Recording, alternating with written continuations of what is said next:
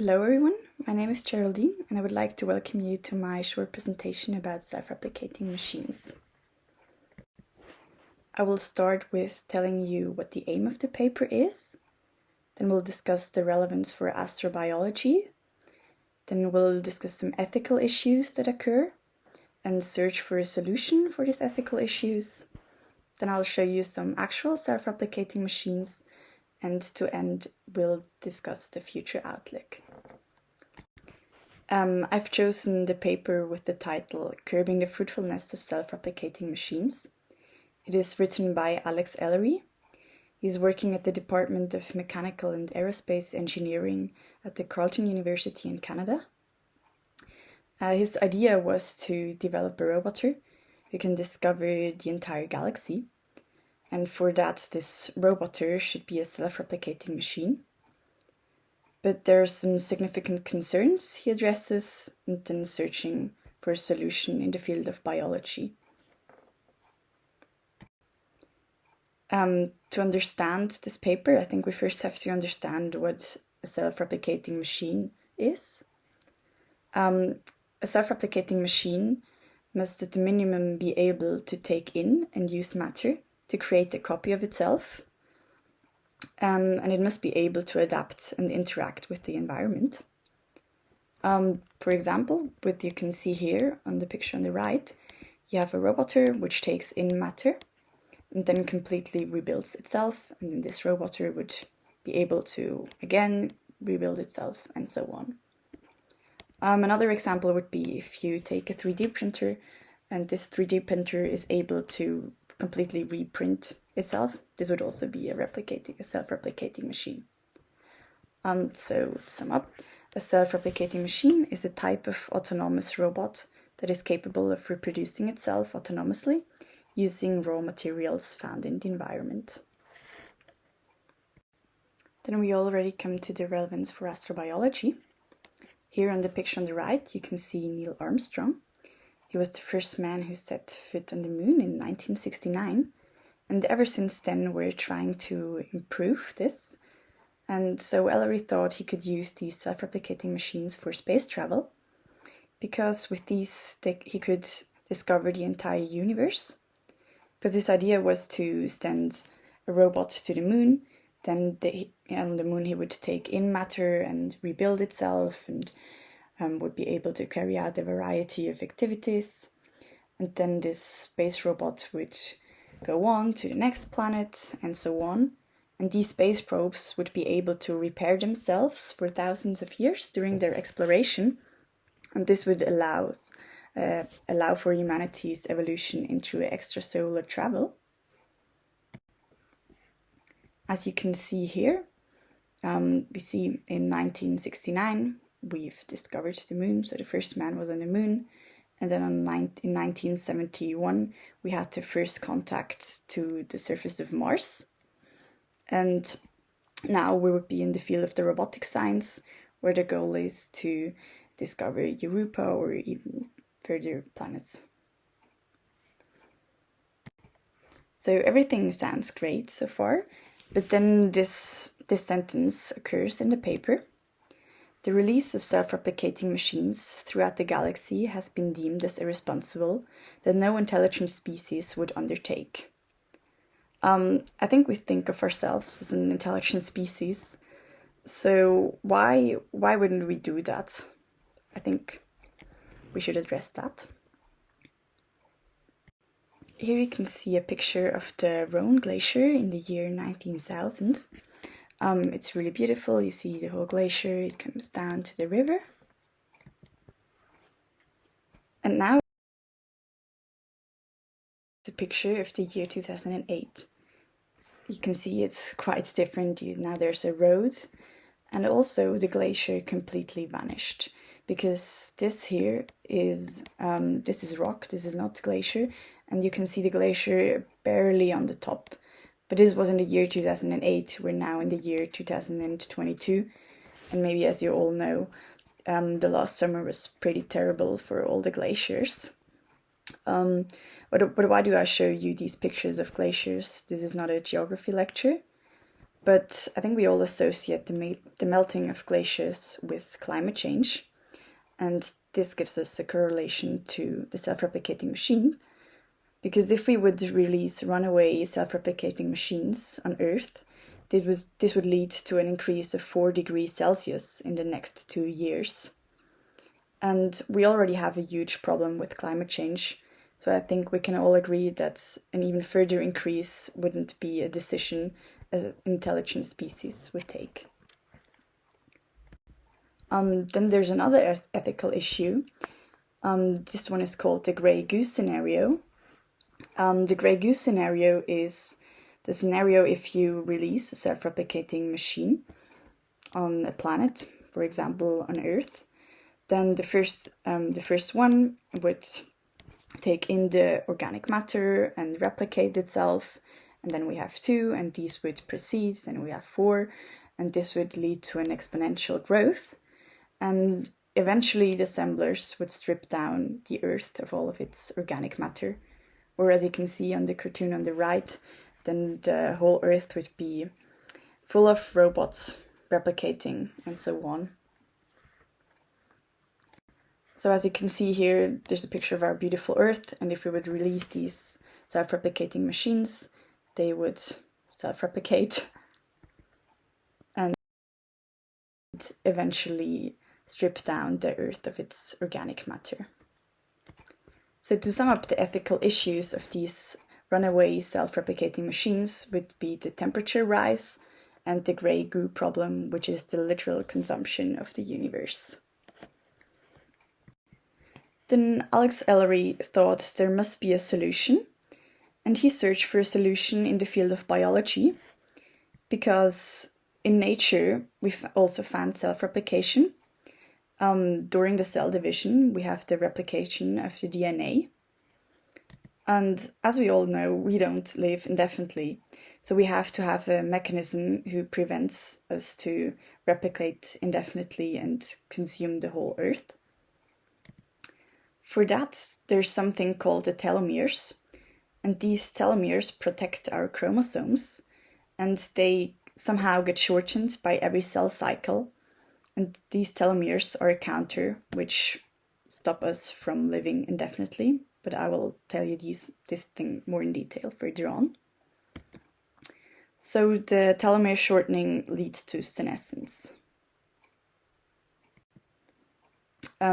Here you can see a karyogram. We have the 22 autosomes here. These are homologous chromosome pairs, and we have one gonosome pair, which is the sex-determined chromosome, either male or female. These chromosomes, they carry our DNA. As you can see here, this is our DNA, and the DNA we need, because this is the code, the DNA carries our code to build everything. And the DNA is, if you look at it like this, it is about 2.2 meters long, but the chromosome in the nucleus is only 6 micrometers long, so we have to pack up the DNA, which is quite amazing because it packs it up quite neatly. It first wraps it around histones, then about nucleosomes, and even further. So at the end, you have the 2.2 meter long DNA all packed up in this chromosome. Then a chromosome exists of 2 chromatids, and at the end of these chromatids, you can see the telomere. And the telomere is the region of repetitive nucleotide sequence, and it protects the end caps. So it protects our DNA. At the length of a human telomere at birth is around 10,000 to 19,000 base pairs. And the telomeres lose approximately 50 to 200 base pairs per cell division. As you can see here, you have the first replication, then the second, and so on, and it gets shorter, because the green thing here is the telomere at the end of our chromosome. And after about 50 to 75 cell division, we reach something called the Hayflick limit. And the Hayflick limit is when the cell gets so critically short that they can no longer replicate. Then there's a disease called the Werner syndrome. This is actually kind of a proof that the telomeres are indeed linked to senescence. In this disease, we have a defect on the VRN gene, and this defect leads to a higher mutation rate, especially deletions, and to a rapid shortage of the telomeres.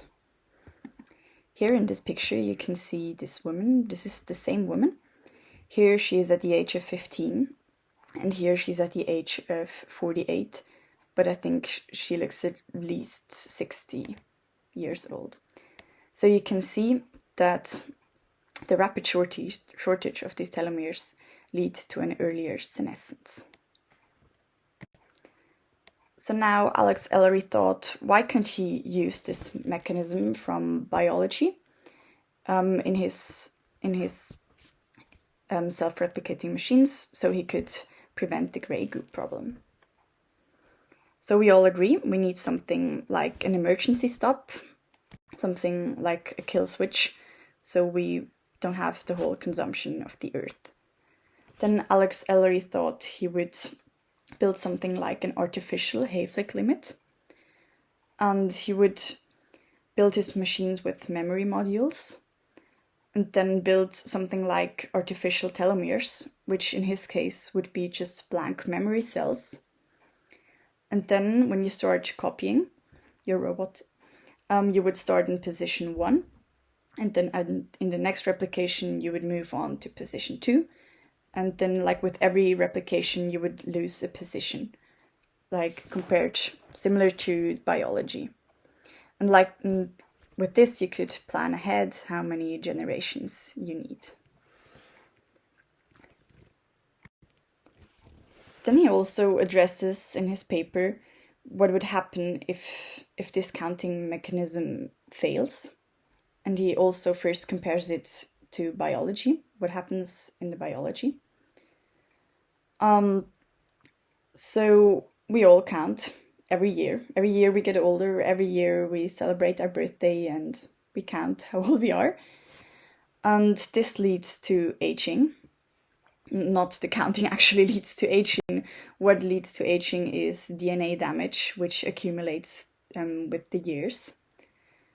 And DNA damage results through genome instability, telomere dysfunction, as we discussed before, some epigenetic changes, proteostatic stress, or mitochondrial dysfunction.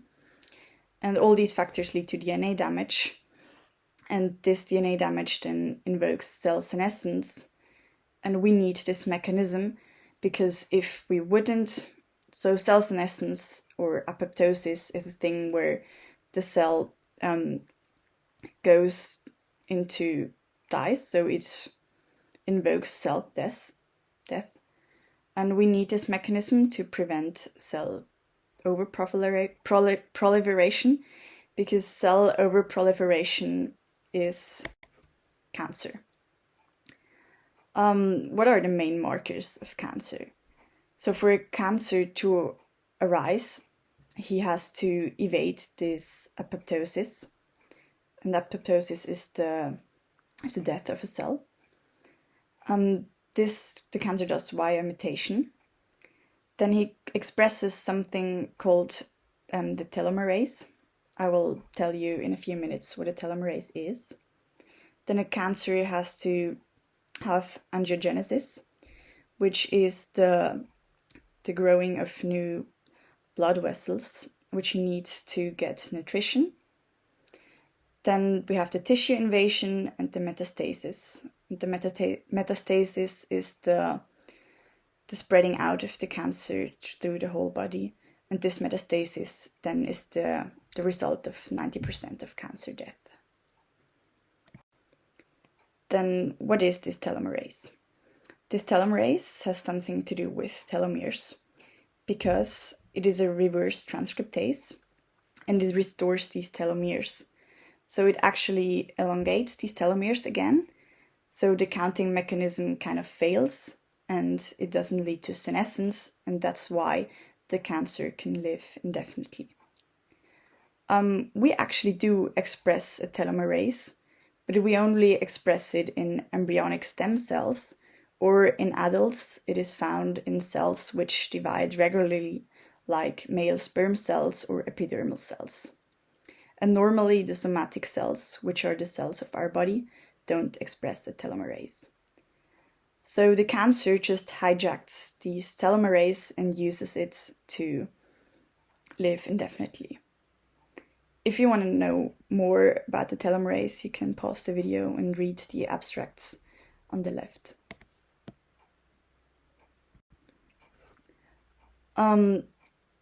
So this telomerase activation has been observed in 90% of all human tumors. That's why we know the cancer needs this telomerase, and it is important for a cancer to live indefinitely. And this also shows us that this counting mechanism is really important to work, because if it's not working, we have cancerous runaways, and we encounter again the grey goo problem.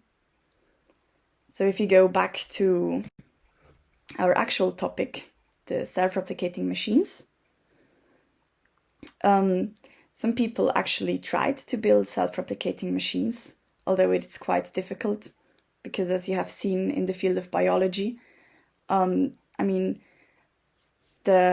biology had plenty of years to adapt and evolve through natural selection. And this whole process we also have to do in robots. They really have to think about how you can stop this problem with the grey goo problem, and how to insert a kill switch. Also, Ellery tried to build a self-replicating machine, and he started with 3D printing electric motor, which was a major step to realizing 3D printing robotic machines. So as much I would like to tell you there already exists the perfect self-replicating machine and we can launch it tomorrow to the moon, up till now it still stays science fiction. Then we already come to the future outlook, and for that I want to show you this cute little robotic frog, which is actually called a xenobot. And xenobots were discovered recently. It is the first living robot using frog stem cells that can actually reproduce. And as it is a robot and it can reproduce, we can call it a self-replicating machine. But it actually doesn't look like this cute little frog. It looks like that. And it is a living machine containing frog stem cells, but in a completely new configuration, which was designed by a computer algorithm. So this creature couldn't be found on Earth before. It was completely rebuilt. And in green you can see the frog skin cells, and in red these are the frog heart cells. But what can these xenobots do? So the xenobots, they can zoom around in a petri dish, or they can push microscopic objects. They can also stitch themselves back together when they're being cut, so they can heal themselves. And perhaps later on they can pick up a payload or some kind of medicine. I found this discovery quite interesting because it shows us that science is improving, and maybe someday we will also have self-replicating machines which we could use to discover the universe. Then we come to my personal opinion. I found these pictures on the NASA website. These are the latest pictures taken by the James Webb Telescope, and I think they're really beautiful. For me, they look unrealistic and more like art. And when I see these pictures, I think of what a huge improvement astronomy has done. And of course, it would be really cool to discover more planets or go even further to new galaxies. But then I also think about maybe it is enough that we have these really beautiful pictures, and of course we will improve, but do we really have to send a self-replicating machine into the universe? Yeah, because I find the idea of self-replicating machines interesting, but I think we really have to address the problem of that they would self-replicate indefinitely and maybe completely strip down other planets, or I don't know, worse, if they could, if the problem would run away like in cancer, then we would have a huge problem, and we wouldn't want to destroy other planets as well. So, but I find the idea of self-replicating machines interesting, because as you have seen in these xenobots, I think we can improve there, because we could use it in regenerative medicine or to completely artificially build organs. Or what they also thought, that they could maybe use these xenobots to release them in the ocean and gather this the microplastic, and maybe this would be useful. So I think it's an interesting topic, and there's a lot of improvement we could do there. Then these are some related research studies I stumbled across, just some topics that you maybe find interesting as well. So the first one is telomere shortening a correlation? Is there a correlation to species extinction? Then we have the extraterrestrial intelligence. This would be, for me, it was interesting because it has something to do with the Fermi paradox, because the chance that we have extraterrestrial intelligent species is quite high. So the chance that they would also have maybe built self-replicating machines, then they would discover Earth, and maybe we would have already seen a self-replicating machine, but we haven't. So is this a sign that maybe it isn't possible, or isn't there any extraterrestrial intelligence? Then we have the artificial intelligence. That's the point, that these self-replicating machines or these space robots would have to be able to communicate with themselves and evolve and stuff like that. So you have the artificial intelligence, then as discussed before, the xenobots, and then these could be used in the regenerative medicine. And last but not least, I found another report, which was also written by Alex Ellery, which is called Are Self-Replicating Machines Feasible? And in this paper, he's focusing more on 3D printable motor systems and more of the technical aspects of self-replicating machines. So if you're interested in that, you can click on the link and read it for yourself. So in short, I think if we plan to release these self-replicating probes into the universe, I think we really have to be sure that they do not run amok and begin consuming everything. And we can also hope that if any extraterrestrial civilization did the same thing and released self-replicating machines, that they took similar precautions so that they wouldn't consume everything. And with that, I hope you learned something about the advantages and disadvantages of sending robots into the universe.